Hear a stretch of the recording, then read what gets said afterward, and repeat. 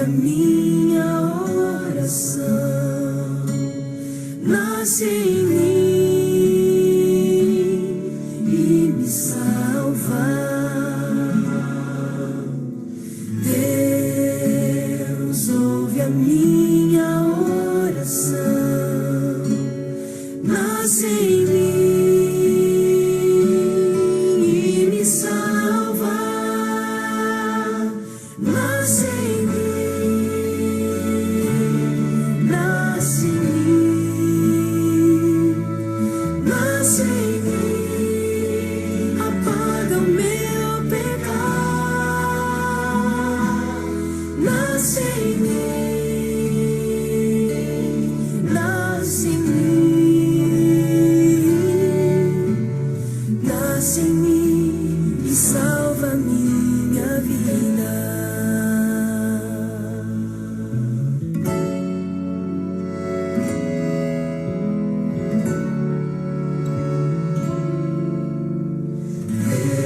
Deus ouve a minha oração,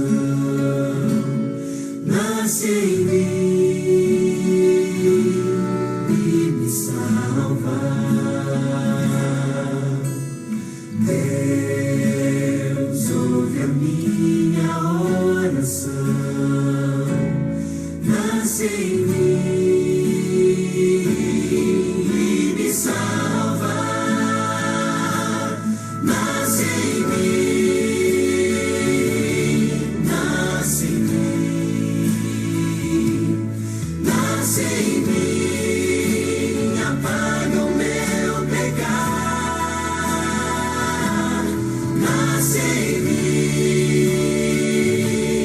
nasce em mim,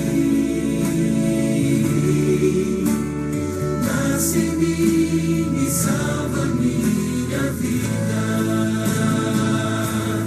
Nasce em mim, nasce em mim, nasce em mim, apaga o meu pecado. Nasce em mim, nasce em mim, nasce em mim e salva minha vida. Nasce em mim e salva minha vida. Nasce em mim e salva minha vida.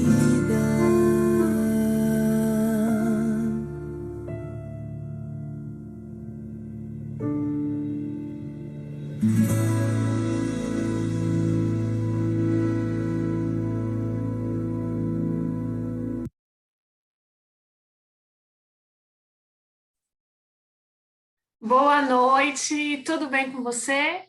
Espero que sim. Você que está aí no YouTube, que bom que você está aqui com a gente. Olha, essa semana, vou falar para você, eu passei um bocadinho de frio, mas estamos aqui firmes e fortes, né? Queridos, a gente vai para mais um estudo, né, de Jesus, restaurador da vida. Vou estar aqui fazendo uma oração, passando uma música, e em seguida a gente vai começar o nosso estudo, tá bom? Você já compartilhou esse link para o seu amigo, para sua amiga, para o seu conhecido, seu parente, sua vizinha, seu colega de trabalho ainda? Não, então compartilha. Enquanto eu estiver tocando a música, compartilhe esse link com a pessoa que você deseja também que conheça essa boa notícia maravilhosa que Cristo Jesus já salvou nossas vidas, ele morreu por nós, ele ama muito você e eu tenho certeza que a pessoa querida que você gosta também precisa saber dessa mensagem, dessa boa nova, né? Então não deixe de compartilhar esse link, tá bom? Vamos estar então orando para Deus aqui abençoar, né, o nosso estudo. Feche seus olhos e vamos orar. Querido Deus Pai, agradecemos aqui, estamos nesse domingo à noite estudando Tua Palavra, e pedimos que esse tema, essa mensagem que vem de Ti, que está relatada na Bíblia, entre profundamente no nosso coração, que a gente pratique os Teus ensinos, Senhor.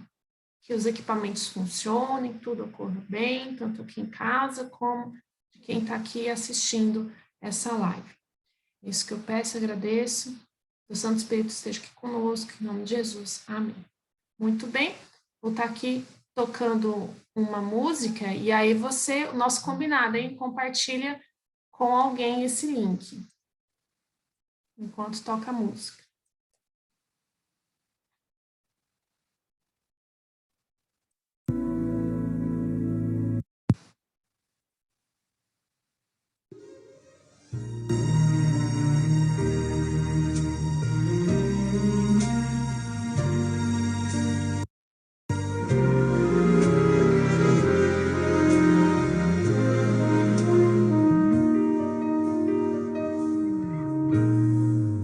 Dos caminhos a seguir, dois senhores a lutar.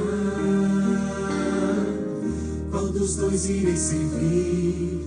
Há só uma decisão. Quantas vezes procurei os prazeres deste mundo, encontrei mil motivos pra chorar. O inimigo sempre vem disfarçando as intenções, por ciladas ao redor, ele quer me destruir. Só Jesus pode me dar a real felicidade e poder para ser o vencedor.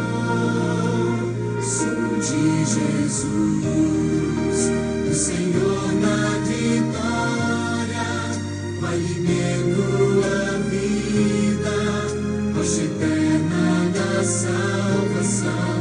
Seu amor me atraiu, deu-me paz e alegria. Eu já fiz minha escolha, sou de Jesus.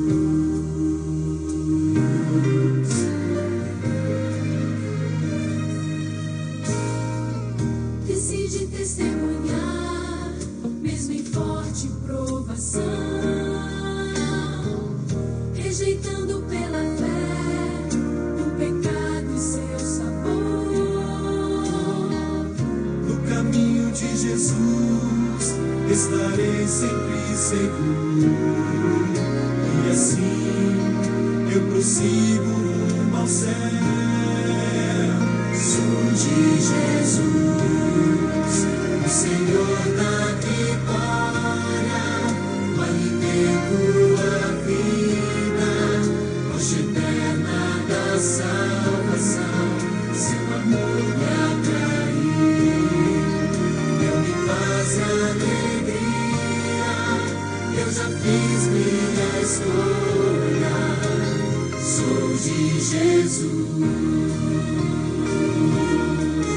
Mais do que em qualquer outro tempo, o momento é de escolher, sem temer, sem hesitar. Eu escolho Jesus,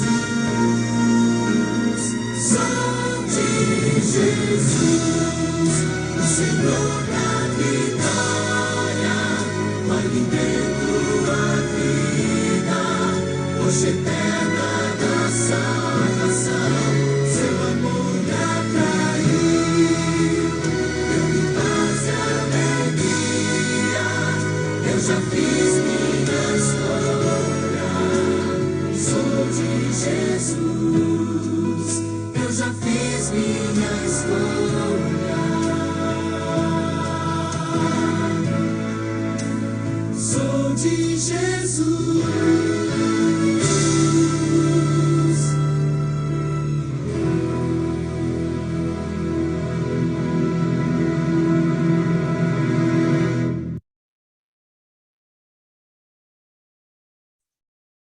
Muito bem, você é de Jesus, amém? Você fez uma boa escolha já nessa noite. Você dedicou alguns minutos aqui da sua noite, do seu domingo, para ouvir a voz de Deus, ouvir a palavra de Deus, né? Isso é maravilhoso. Você poderia estar fazendo várias coisas, poderia estar no WhatsApp, poderia estar vendo alguma série, enfim, fazendo tanta coisa na internet, você escolheu estar aqui. Que bom. Você escolheu a boa parte. Queridos, a gente vai ver um tema muito interessante. Semana passada nós estudamos sobre o sábado, você lembra? E Jesus ele fez muitas coisas no sábado, ele curou os sábados. Ele mostrou a importância do sábado, ele é o Senhor do sábado. Né? Em nenhum momento nós vemos na Bíblia Jesus ele falando para seguir outro dia, né? Para guardar outro dia, a gente viu semana passada. Se você não assistiu, você pode ver a live, tá bom? Nos vídeos antigos, eu estudo 12. E nós temos algo que Jesus fazia também. Ele ia à sinagoga aos sábados, ou o que seria a nossa igreja hoje em dia, né? Ele era judeu e ia na sinagoga. Nós, cristãos, vamos à igreja. E, queridos, por que Jesus ia à igreja? É importante ir à igreja? É importante estar... Estamos numa pandemia, né? Eu sei que a questão de ir à igreja é complicada pela questão da pandemia, mas eu vou, então, elaborar minhas palavras assim. É importante a gente estar vinculado, pertencer a uma denominação, pertencer a uma igreja, pertencer a uma comunidade cristã. Isso é importante. Em pleno século XXI, a gente pode ter lives aqui, conversar com cristãos pelas redes sociais. É importante realmente fazer parte de uma igreja. Perceba que eu não estou falando simplesmente só o ato de frequentar, eu estou falando realmente pertencer a uma comunidade cristã. Isso é importante nos dias de hoje.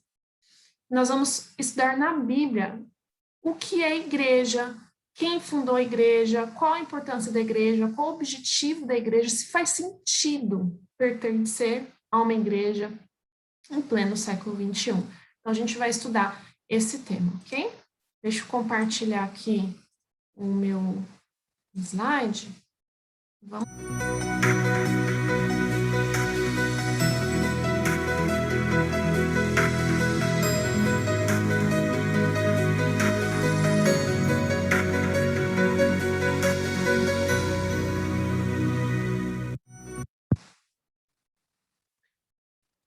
A Bíblia, ela compara a igreja como se fosse o corpo de Cristo.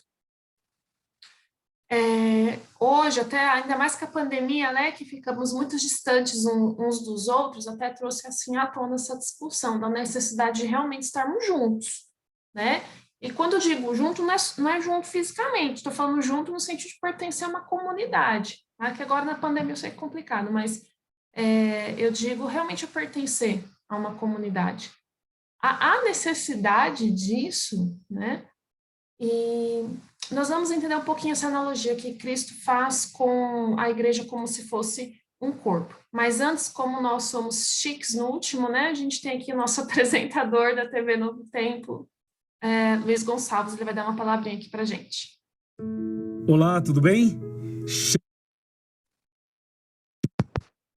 Chega mais perto. É o seguinte, nós estamos hoje num tema maravilhoso da nossa série de estudos bíblicos, e eu tenho certeza que esse Jesus, o restaurador da vida, e tem restaurado a sua e a minha vida também. É ou não é verdade? Com certeza é verdade. Já estamos no tema de número 12 e tenho certeza absoluta, a mensagem de hoje vai mexer com você e vai encher o seu coração de esperança e também de paz. Mas nesse momento nós vamos fazer uma oração e em seguida eu tenho uma história muito impressionante para te contar. Oremos.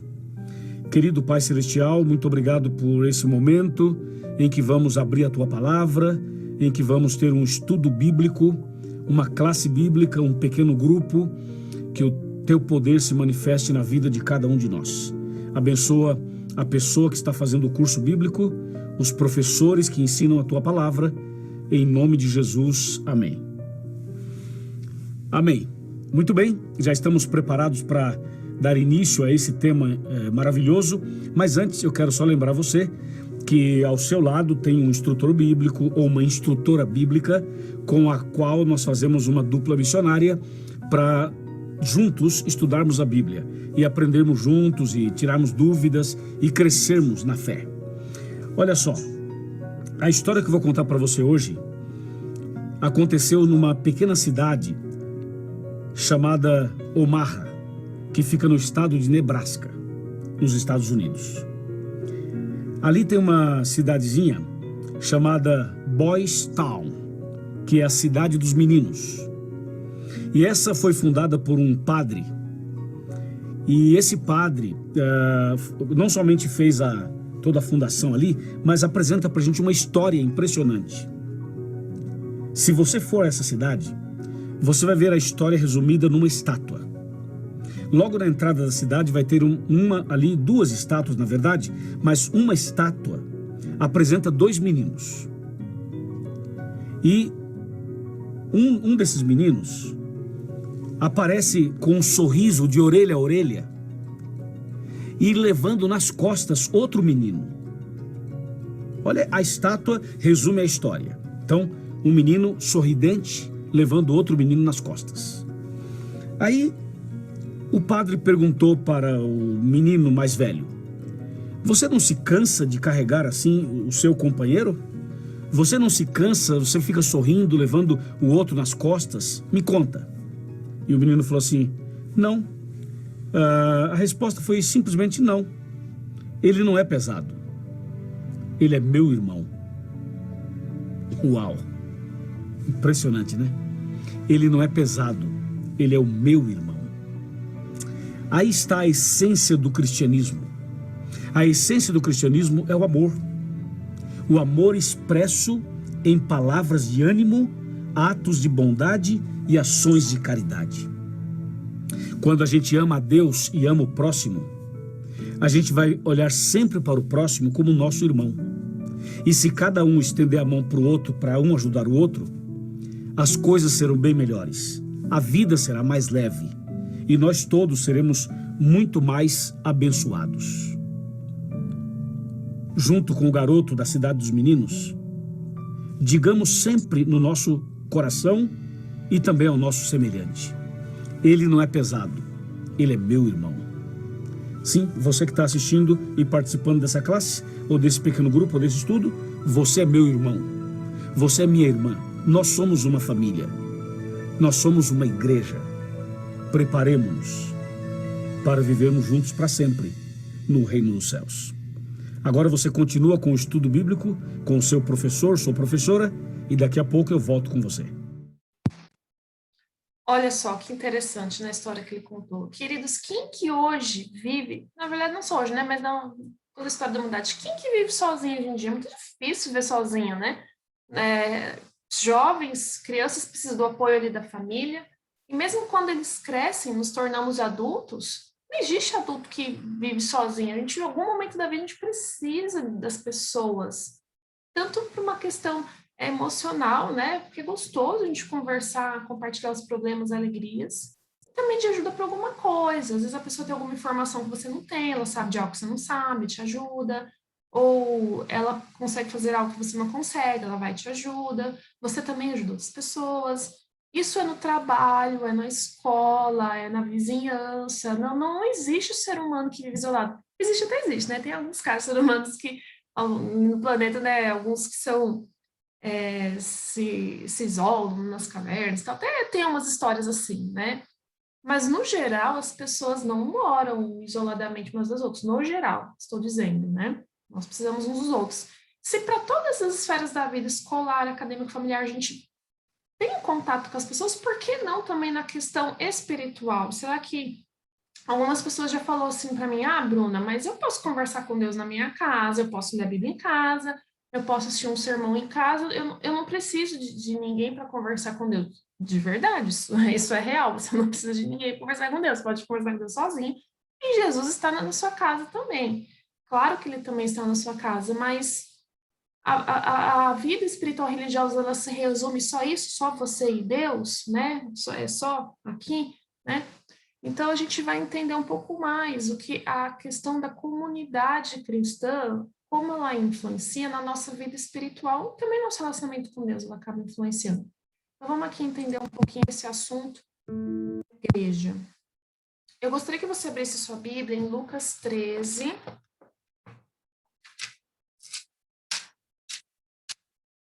Lucas 13, do 22 ao 22 ao 28, eu vou estar lendo aqui, tá bom? Passava Jesus por cidades e aldeias, ensinando e caminhando para Jerusalém. E alguém lhe perguntou: Senhor, são poucos os que serão salvos? Respondeu-lhe Jesus: Esforçai-vos por entrar pela porta estreita, pois eu vos digo que muitos procurarão entrar e não poderão. Quando o dono da casa estiver levantado e fechado a porta, e vocês do lado de fora começarem a bater, dizendo: Senhor, abre-nos a porta, ele lhes dirá: Não sei de onde vocês são. Então direis: Comíamos e bebíamos na tua presença, ensinava em nossas ruas, mas ele dirá: Não sei de onde são. Afastem-se de mim, todos vocês que praticais iniquidade ou pecado. Ali haverá choro e ranger de dentes, quando vocês verem no reino de Deus Abraão, Isaque e Jacó e todos os profetas, mas vocês lançados fora. Jesus ele faz aqui uma analogia com a porta estreita. Talvez em algum momento da vida você já entrou em algum lugar que é meio estreitinho, né? Então não dá para você entrar com mochilão, com muita coisa, né? Você ali tem que se esgueirar, né? E para conseguir entrar. Essa analogia, o que é? Para o reino de Deus, a gente não vai levar tranqueiras, né? Assim, coisas supérfluas necessárias. Nós vamos levar o essencial, né? O cristão, ele está aqui preocupado em lapidar o caráter e não ficar levando riqueza, essas coisas, porque isso ninguém vai levar. Então, queridos, a porta estreita, o cristão, ele carrega em sua vida aquilo que é essencial, aquilo que não vai atrapalhar a sua vida espiritual. Perceba também que Jesus, ele fala que no reino de Deus vai ter um banquete, né? Vai ter ali juntos, Abraão, Isaque, Jacó, e todos os profetas vão estar ali juntos. Então perceba que no reino de Deus não existe pessoas isoladas, né? É como se fosse uma família ali no reino de Deus. Então, se no reino de Deus a gente já vive em comunidade, por que não começar a se preparar também aqui nessa terra? Essa é a questão, né? A gente não vê os filhos de Deus sozinhos ao longo da Bíblia, mas sempre em comunidade, né? Os filhos de Deus, eles são um grupo, né? Não são sozinhos. Mas a primeira coisa, quem fundou a igreja? Isso para... principalmente para os católicos, né? Não sei se algum católico aqui está me ouvindo, mas eu creio que você deve ter ouvido que quem fundou a igreja foi o apóstolo Pedro, né? O fundador da igreja, e ele tem a autoridade de Cristo, né? Mas vamos ver na Bíblia quem que fundou a igreja? Mateus 16.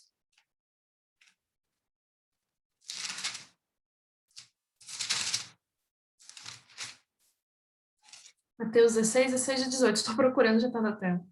Leia aí na tela também, junto comigo. Simão Pedro respondeu: Tu és Cristo, filho do Deus vivo.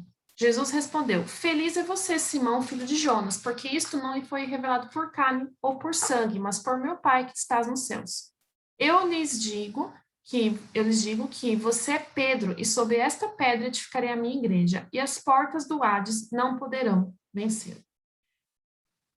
Muitos interpretam que Pedro é a pedra, e nessa pedra a igreja é edificada, né, o fundamento. Muitos interpretam desse jeito, que Pedro é o fundador da igreja.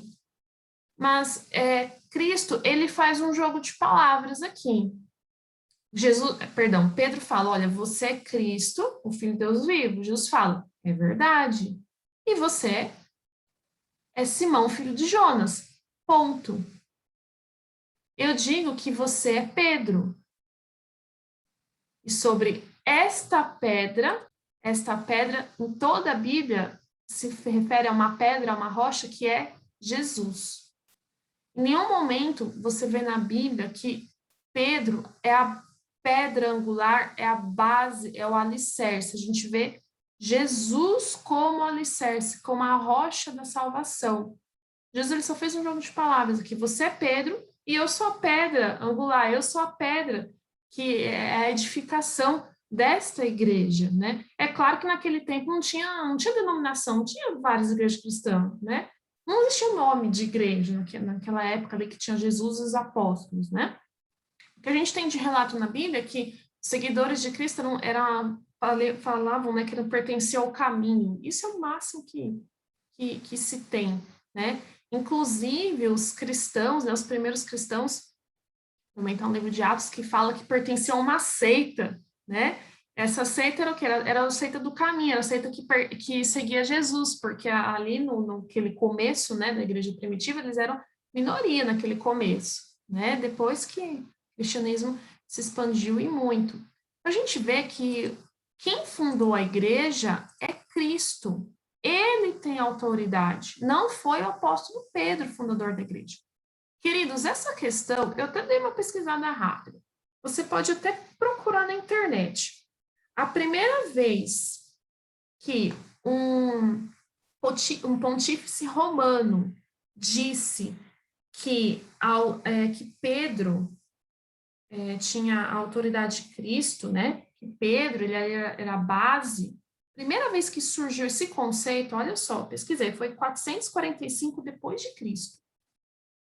Então, esse conceito que Pedro é fundador da igreja não começou na igreja primitiva. Esse conceito só surgiu 400 anos depois. Quer dizer que durante 400 anos os primeiros cristãos estavam errados?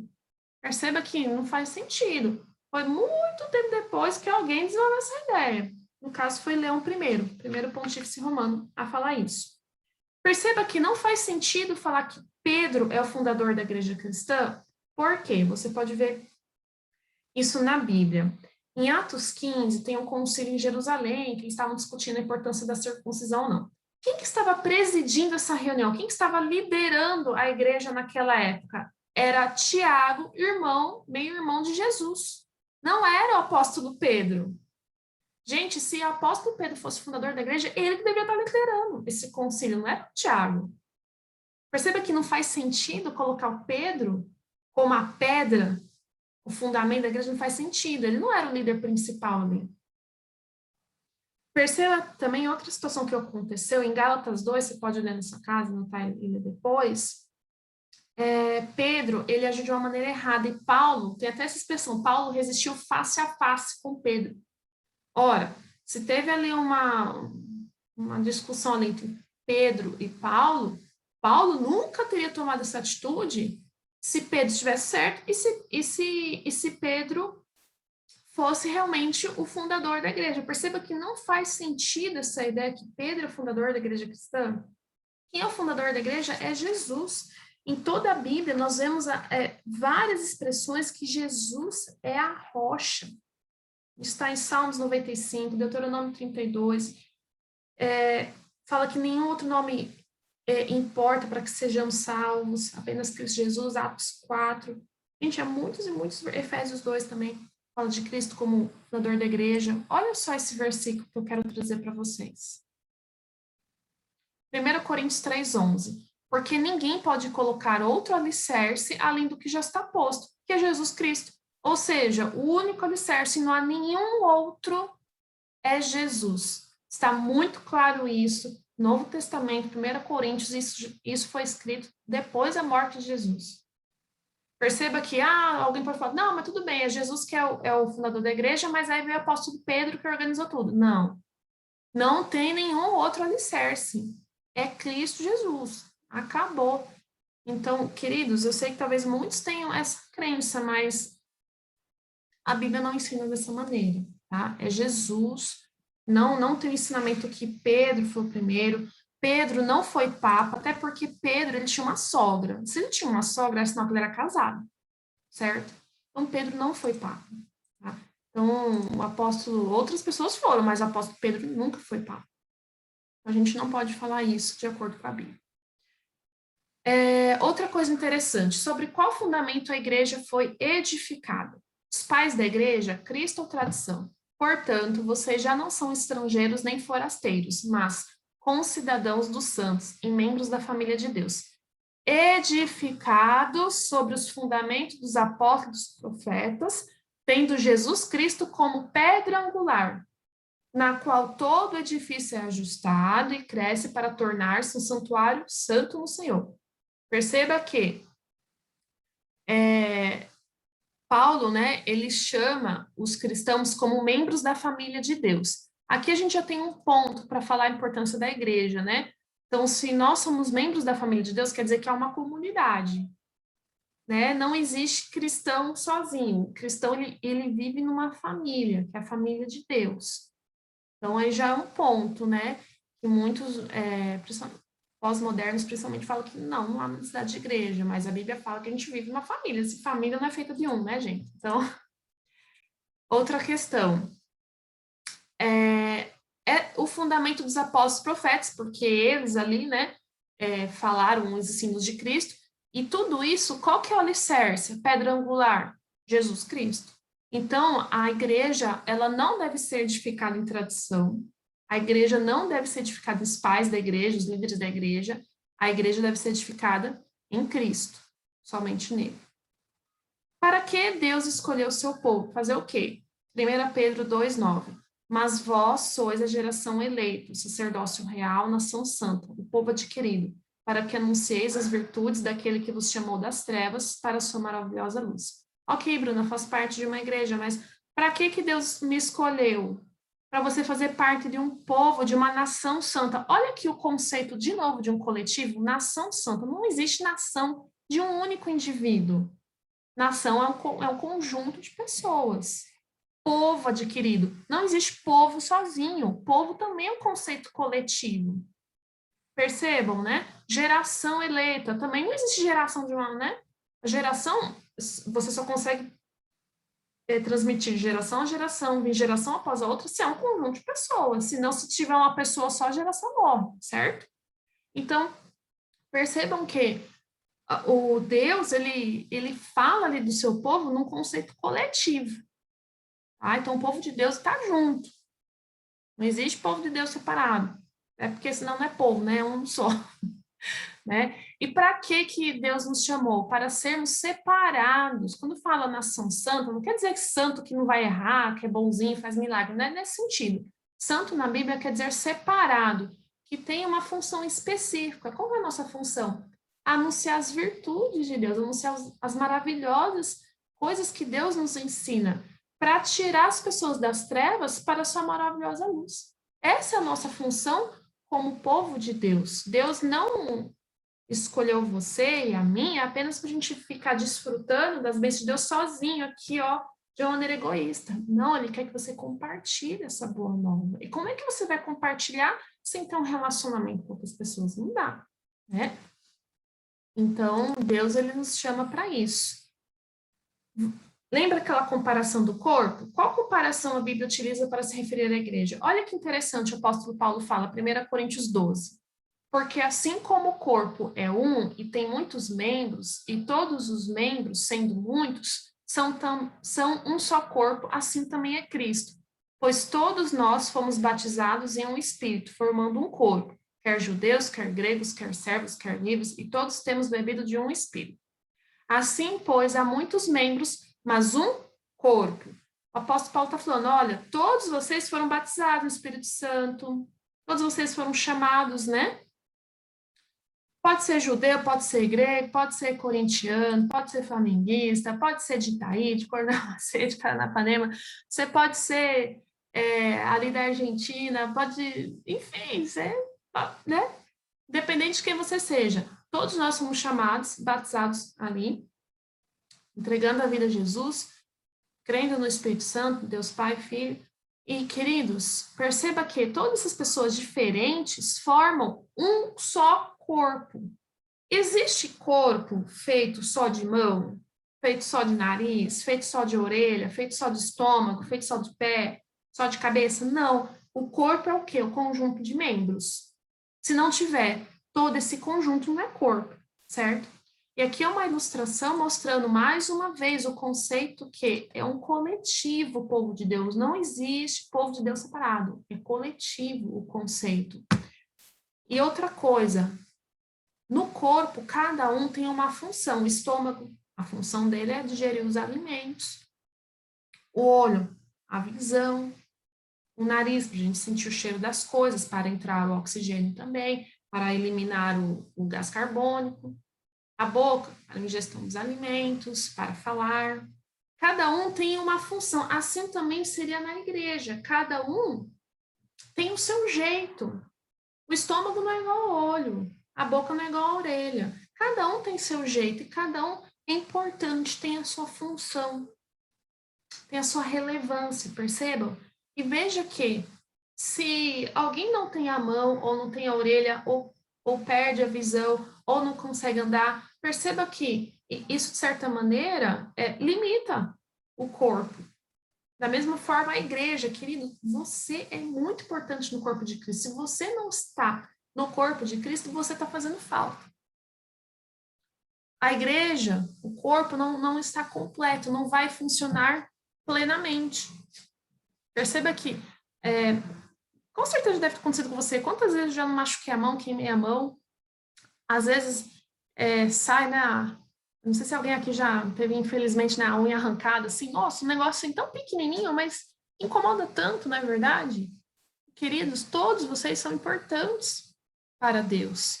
E importantes também para a igreja, para a comunidade cristã. Lembra que a gente não vive sozinho?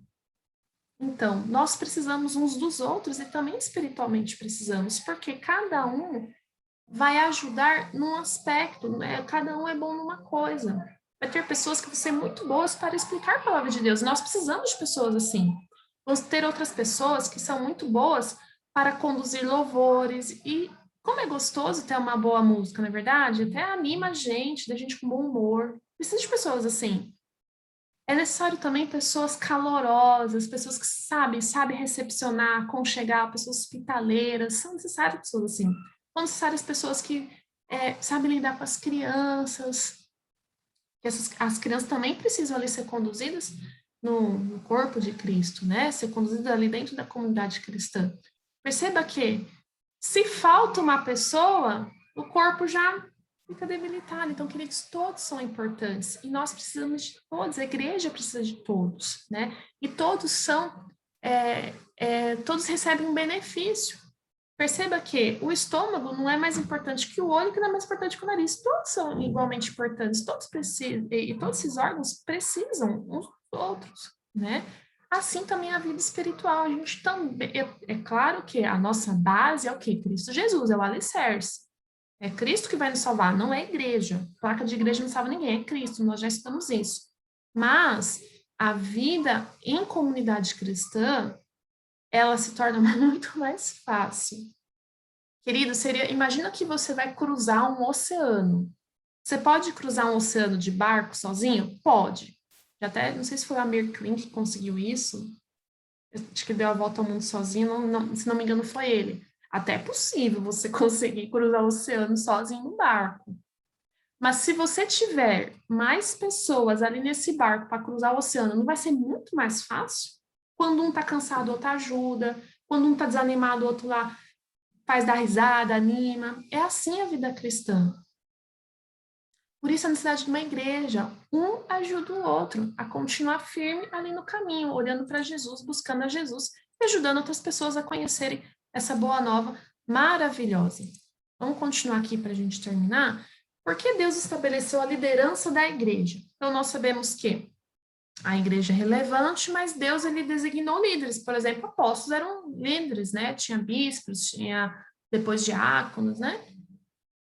Olhai, pois, por vós e por todo o rebanho sobre que o Espírito Santo vos constituiu bispos para pacentardes ou cuidar a igreja de Deus, que ele resgatou com seu próprio sangue. Porque eu sei isto que, depois da minha partida, no caso de Paulo, né?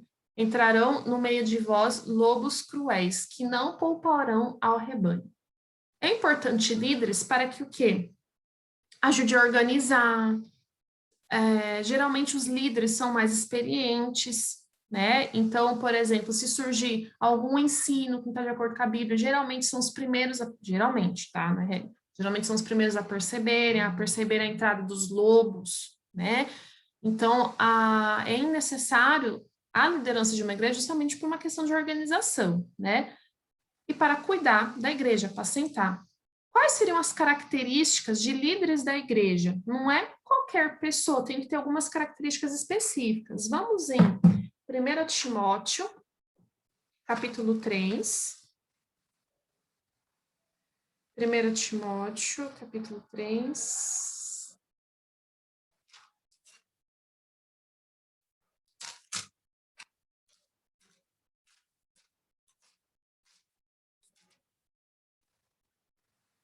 1 Timóteo capítulo 3, do 1 ao 13, traz várias características para alguém ser colocado como bispo, diácono ou um líder da igreja.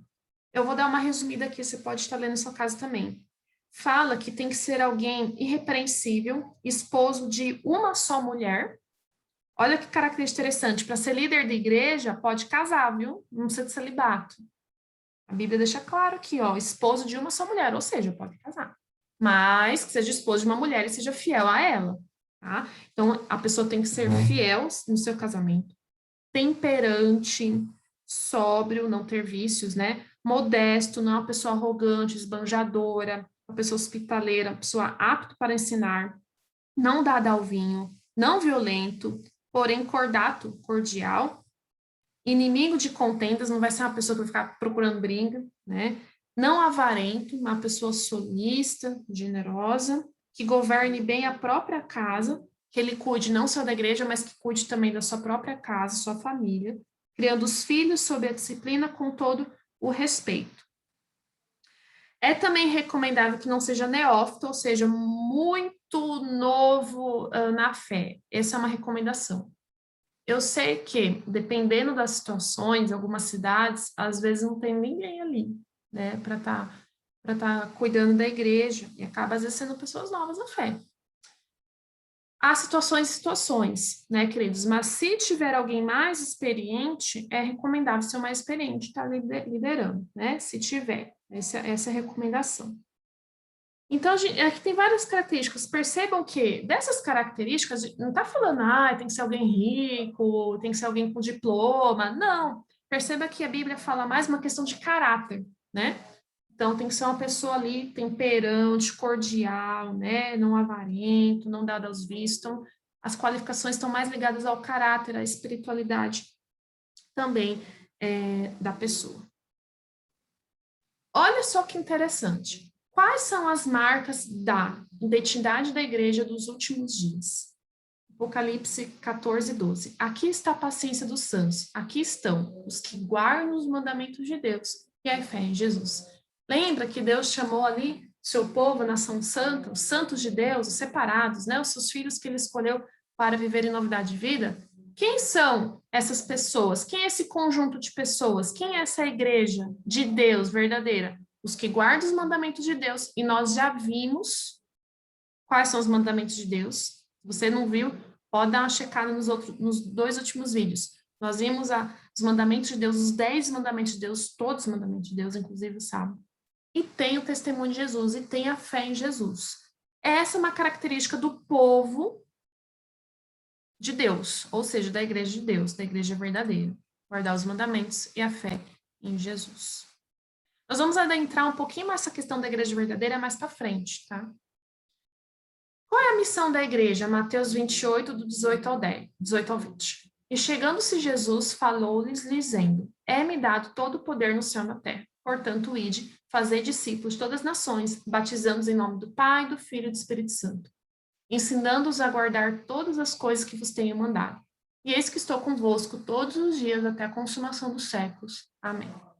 Cristo, ele deixou uma missão para a igreja, que é o quê? Fazer discípulos, ensinar pessoas e batizá-las. Perceba que ele fala para todas as nações, então não é só evangelizar um grupo de pessoas, não. Todo mundo deve ter o direito e acesso ao evangelho. Outra coisa interessante, Cristo, ele não instituiu a igreja para que cada um vivesse isoladamente, só desfrutar sua bem sozinho, não, para a gente compartilhar essa boa nova como um povo. Outra questão também, Cristo não estabeleceu a igreja para que os líderes religiosos tirassem proveito das pessoas, ficassem prometendo, você me dê a sua casa, me dê seu carro, que em troca você vai ter a cura, você vai ter a bênção de Deus. Deus não chamou ninguém para fazer parte da igreja para isso, a igreja não é para isso. A igreja é para ensinar as pessoas a mensagem de salvação para que elas encontrem a Cristo, elas conheçam a Jesus. Essa é a função da igreja. A função da igreja não é enriquecer ninguém. A função da igreja não é resolver os problemas materiais das pessoas. A função da igreja é ajudá-las a encontrar a Jesus. Essa é a função da igreja. pregar o evangelho, não é tirar proveito das pessoas. Outras características da igreja do Deus vivo. É uma igreja que crê no Senhor Jesus, Atos 16. É uma igreja que se prepara para a volta de Cristo. Então, ela ensina isso. É uma igreja que anuncia a chegada da hora do juízo, então é uma necessidade de preparo. É uma igreja que, conjunto de pessoas, né? Igreja é um conjunto. Crê em toda a Bíblia, também no dom de profecia, ou seja, nos profetas. A gente vai ter um estudo específico sobre isso, o que é um profeta de Deus, o que é profecia, tá? E também é uma igreja que ela cumpre a missão deixada por Jesus, que era ir e levar, e de fazer discípulos, tá? Então, essa era a função da igreja. Era não, é. A pergunta que eu vou deixar aqui para a gente estar encerrando. Por que a igreja é importante tanto para você como para as pessoas que não conhecem Jesus? Será que realmente você sozinho na sua casa, você consegue entender tudo os ensinos da Bíblia? Ah, mas eu tenho YouTube. Dá para pesquisar, internet e tal. Tá bom. Mas será que você consegue manter viva essa chama no seu coração sozinho? Queridos, a corpo de Cristo, fazer parte de uma igreja é como se fosse uma grande chama, uma grande fogueira. Cada um é a brasa, né? Uma brasa longe da fogueira, ela se apaga. Então, a vida espiritual longe da igreja, ela é muito mais difícil. Não vou falar impossível. Claro que sempre tem história de uma pessoa ou outra que era a única pessoa que acreditava em Jesus, acima dele. Sempre tem as histórias no planeta.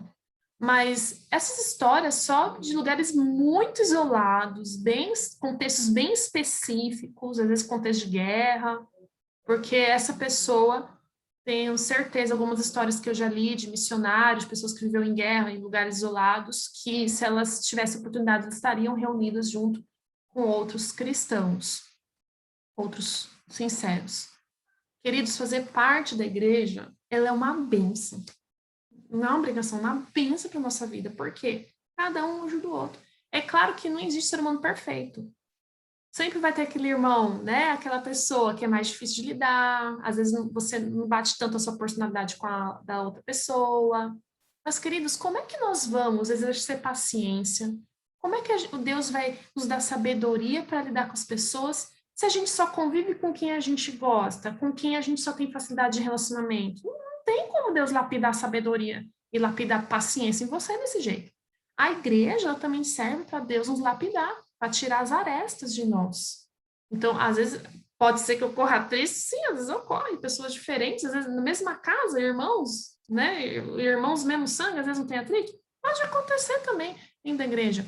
Mas o importante é, se há atritos, há ter diálogo, sabedoria, perdão, e a gente também aprende também com os momentos difíceis. A igreja serve para nós aprendermos tanto com os bons momentos, mas também nos momentos difíceis. É muito difícil ter a vida cristã sem estar vinculado a uma igreja.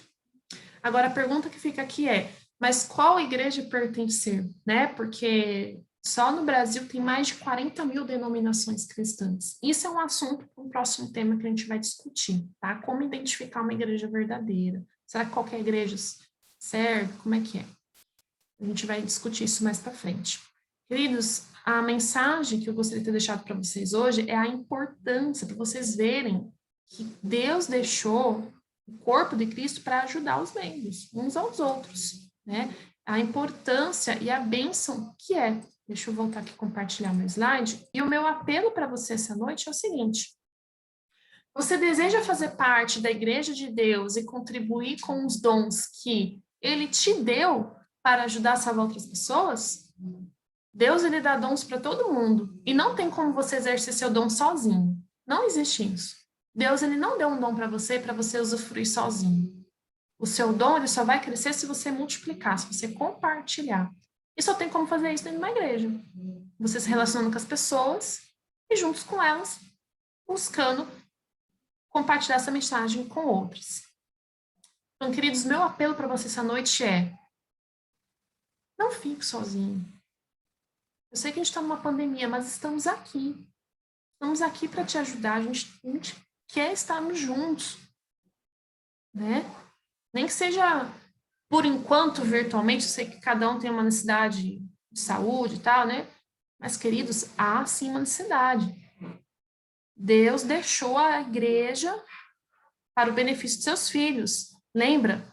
Não existe nação sozinha, não existe povo de Deus sozinho. O povo é um conjunto de pessoas. E lá no reino de Deus, nós vamos encontrar um povo. Não vai ter pessoas sozinhas, vivendo sozinhas, mas elas vão estar em comunidade convivendo. No céu, na nova terra.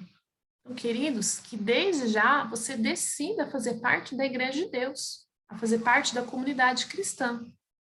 Esse é o meu apelo para você essa noite. Você pode falar assim, Bruno, eu nem sei por onde começar. Se você quiser o nosso contato, pode mandar mensagem para a gente, pode entrar em contato com a gente. Olha, anota aí. DDD 14 9 9862 2069. DDD 14 9 9862 2069. Pode entrar em contato conosco. Pode ter certeza que você não está sozinho, tá bom? Queridos, vamos então orar e depois eu vou colocar uma música e essa transmissão será encerrada, tá bom? Vamos orar então. Querido Deus Pai, nós agradecemos porque o Senhor deixou o corpo de Cristo, uma estrutura para que pudéssemos crescer, desenvolver os dons, aprendermos mais de Ti, para que a gente se anime com uns aos outros, que a gente ajude uns aos outros. Obrigada, Senhor, porque o Senhor nos deixou a igreja. Eu sou muito grata. Eu já morei 6 anos sozinha em Sorocaba e eu sei a importância que foi a convivência com os irmãos na minha vida. Irmãos que me ensinaram o que é o cristianismo na prática, e com irmãos que eu aprendi o que é perdoar, o que é compartilhar com o próximo, o que é ensinar a palavra de Deus ao próximo. Eu aprendi com esses irmãos, eu agradeço pela vida deles. Eu peço que a pessoa que está me ouvindo aqui, se ela não faz parte da igreja de Deus, que ela procure fazer parte, usufrua desse benefício também maravilhoso, que é fazer parte do teu povo, Senhor. Que façamos parte da igreja que segue todos os 10 mandamentos de Deus. E que tenha fé em Jesus, crendo que Jesus é Deus. Jesus não é um profeta. Jesus é Deus que encarnou e veio a esse planeta e morreu por nós.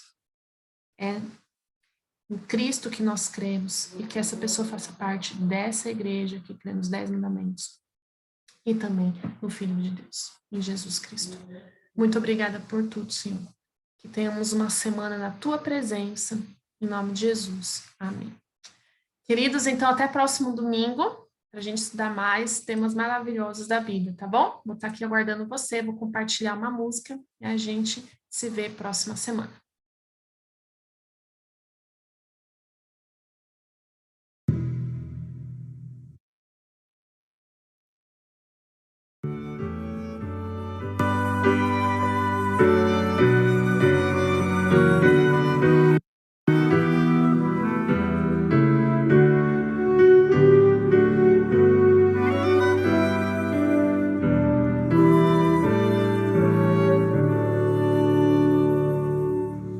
Da igreja o fundamento é Cristo Salvador, e nele ela descansa, é forte em seu amor, em Cristo edificada, bem firme ficará, pois sobre a rocha eterna jamais se abalará. A pedra muito preciosa que Deus providenciou sustenta pedras vivas que a graça trabalhou. Sejamos sempre unidos